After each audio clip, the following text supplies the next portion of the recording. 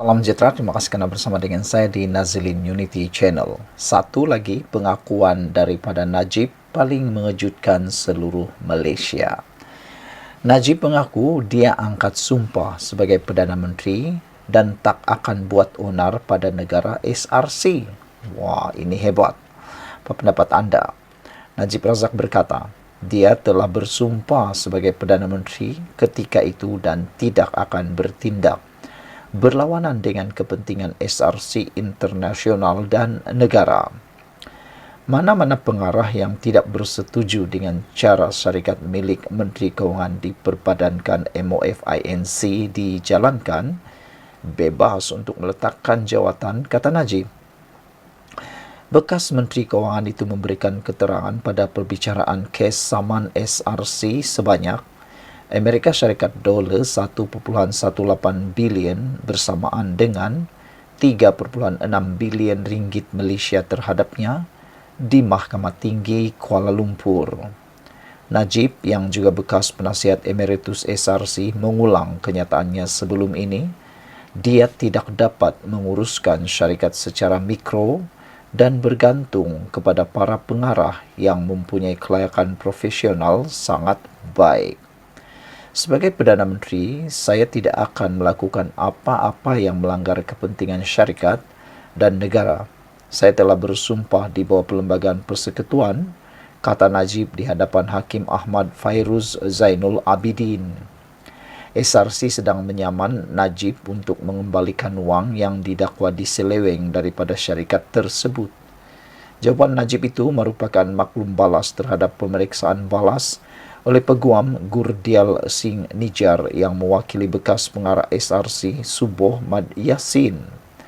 Najib melibatkan Suboh dan beberapa bekas pengarah SRC yang lain dalam saman tersebut untuk sebahagiannya atau sepenuhnya membayar balik kepada bekas Perdana Menteri itu jika syarikat tersebut memenangi tindakan sivil itu. Najib menegaskan dia tidak boleh dipertanggungjawabkan atas penyelewengan dana kerana dia tidak mengetahui mengenai kesalahan yang berlaku di SRC dan lembaga pengarah syarikat itu terikat dengan takbir urus korporat. Najib mendakwa Suboh dan beberapa ahli lembaga pengarah SRC yang lain melanggar tanggungjawab fidusiari mereka. Bagaimanapun, apabila Gurdial meminta butiran spesifik tentang apa yang didakwa Suboh lakukan sehingga melanggar tanggungjawab fidusiari, Najib berkata dia akan memberi jawapan kemudian. Gurdial bertanya, kamu tidak menyatakan secara spesifik apa yang pengarah lakukan atau tidak lakukan yang menyebabkan kerosakan yang dialami oleh SRC. Kamu salahkan mereka. Kamu tidak menyatakan apa yang menyebabkan kerosakan itu atau apa yang mereka tidak lakukan yang sepatutnya dilakukan sehingga mengakibatkan kerugian oleh SRC. Kamu tidak menyatakan apa pelanggaran tugas yang berlaku. Najib menjawab, dia, Suboh dan pengarah-pengarah SRC lain terikat dengan undang-undang untuk melakukan apa yang perlu sebagai pengarah dengan tanggungjawab fidusiari. Gurdial kata, kamu tidak menyatakan apa yang sepatutnya mereka lakukan. Najib menjawab, saya akan kembali kepada perkara itu nanti. Bekas Perdana Menteri itu menjelaskan dia perlu mempercayai lembaga pengarah dan pengurusan SRC untuk mengendalikan dana kerana dia terikat dengan tanggungjawab menjalankan pentadbiran Malaysia. Saya mengharapkan mereka pengarah melakukan apa yang perlu dilakukan oleh ahli lembaga. Anda perlu mempercayai orang. Bagaimana anda mengendalikan kerajaan dengan ratusan syarikat berkaitan kerajaan, jelas Najib. Prosiding Mahkamah Sivil akan bersambung pada hari Khamis minggu ini. SRC menyaman Najib 71 tahun kerana didakwa melanggar tanggungjawab fidusiari berhubung penyelewengan pinjaman sebanyak 1.18 bilion US dollar yang diterima syarikat itu antara tahun 2011 dan 2012.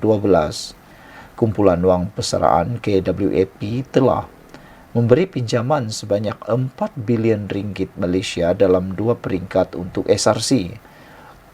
melabur dalam aktiviti tenaga boleh diperbaharui. Najib berpendapat pihak pengurusan bertanggung jawab atas salah guna kewangan di syarikat itu, diketuai oleh bekas CEO Nik Faisal Arif Kamil yang sedang diburu oleh pihak berkuasa. Secara kebetulan, Najib sedang menjalani hukuman penjara selama 6 tahun sejak Ogos 2022 atas kes jenayah berasingan yang melibatkan dana RM42 juta dari SRC.